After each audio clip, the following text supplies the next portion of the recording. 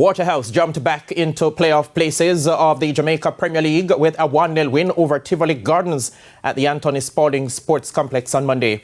Shaquille Bradford scored what turned out to be the winner in the 15th minute for his 9th goal of the season as Waterhouse leapfrogged Portmore United into 6th on 37 points.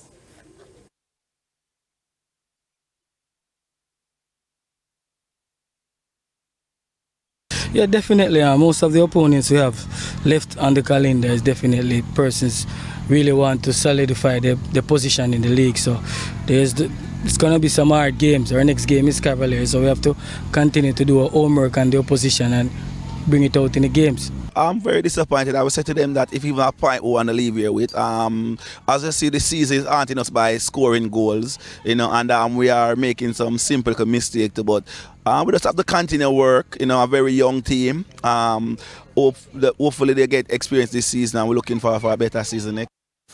In the earlier game at the same venue, it took a last-gasp effort from Fabian Reid to give Arnett Gardens a 1-0 win over Dunbeholden. Reid scored 4 minutes into stoppage time as Arnett joined leaders Cavalier on 46 points. The goal was Reid's 13th of the season.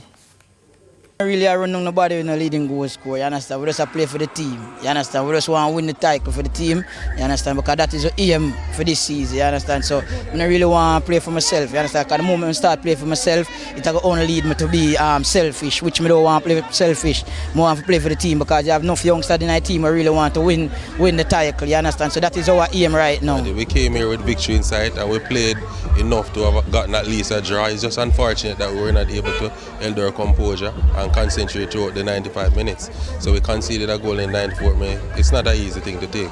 We're very disappointed with that. And just a slight correction, Fabian Reid has